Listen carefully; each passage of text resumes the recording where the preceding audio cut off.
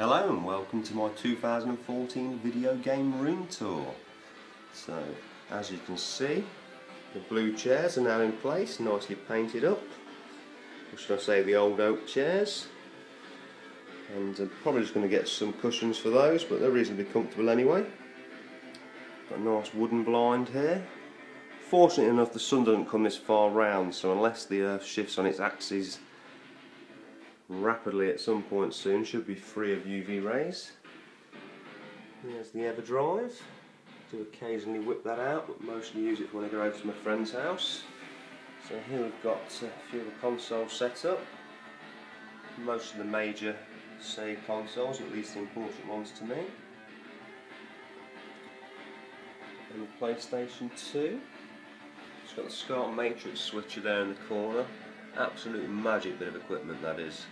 Fantastic. Had a lot of sync issues with cheaper switches, but that one, no problems whatsoever, and you can output to two different displays at once if you wish.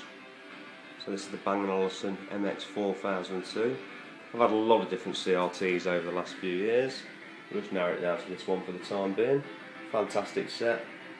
Love the audio and the picture quality and just the way it aesthetically looks. So nice and slim, well worth getting one. Here I've got my Neo Geo AES. I played a bit of Magician Lord recently.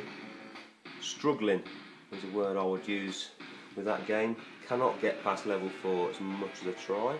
So here is the Tower of Power. That is switchable on and off. Here I've got a coffee table. A little bit of story about this. My mother brought this around recently. She rescued it from a pub. It was apparently in the way. She asked the landlady if she could have it, and obviously the rest is history. So it does match my old oak games cupboard rather well. So down below we've got the PS1 collection.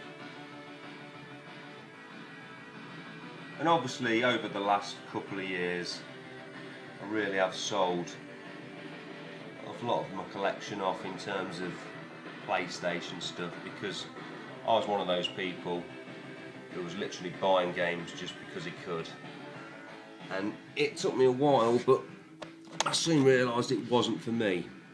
Now, obviously your mileage may vary and that's perfectly fine,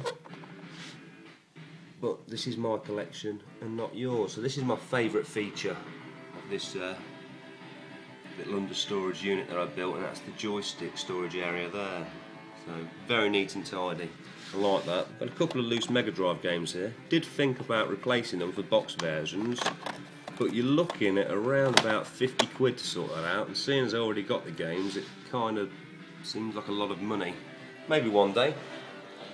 So very slim PS2 collection.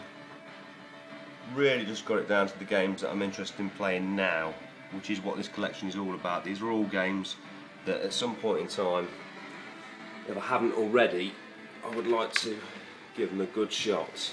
So in here is your usual sort of random goodness, your obligatory box of cables, consoles, controllers, etc, etc. There's all sorts in there, there's even headphones, but it's all there if I need it. There's my Yeti microphone. Fantastic purchase, I think. Really has done wonders. So moving along, this is what it's really all about for me. It's the Sega selection here. Really the Mega Drive is my favourite console of all time. So a few Mega CD games. Nothing spectacular, but again, all games that I'm interested in playing. Saturn collection, I think I've got a nice mix here.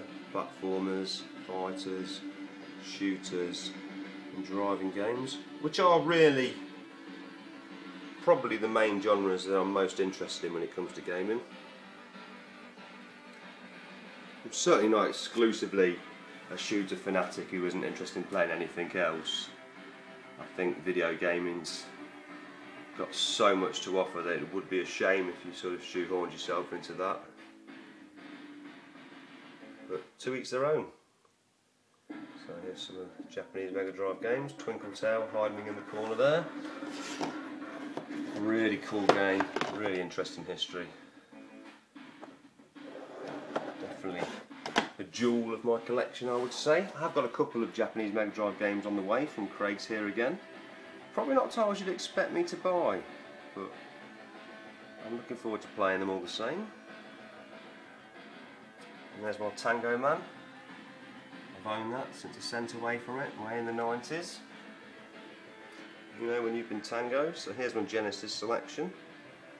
Followed on by my Electronic Arts games, which in actual fact could well be classed as Genesis titles because the cartridges all say for use on the Sega Genesis, so they work perfectly at 60 Hz. A bit of wind-up ET action. And down here is what's left of my PAL collection. I've slimmed this down because what I'm doing now is that whenever I decide to get a new Mega Drive game, I have to get rid of one in order for it to fit on here. That is the rule I've set myself, so it's not going to expand, you know, in any sort of massive way. I think I've got most of the games that I'm interested in at this point. And the old oak games cupboard has become somewhat of a display case. We've got Darth Vader there, looking after the PSP. I'll just open this up. And it's a few oddities and perhaps a bit of a tribute to companies that I don't hold in such high regard as Sega, I guess. So we've got a couple of nice 360 shooters there. Really enjoyed them. Fantastic cave games. Light guns, memory cards. Captain Scarlet, I had that sealed for over a decade, but decided to open it up. God of War, a demo disc there. I won that on GameSpot. I don't know, early 2000s I think. Namco arcade stick. A couple of Lego men. Bought one of them as a present, Carpenter one. And I bought the sort of welding guy the other week at the car boot sale. That's actually a ticket from a local band, some lads I went to school with, really good. Roll 13. Maybe they'll make it, maybe they won't, I don't know. It's a very funny thing, the music industry. A bit of a Nintendo tribute here. Used to have loads of box Game Boy games, got rid of them. But you just can't keep everything, you just can't. In my opinion anyway. So here's the Neo Geo stuff.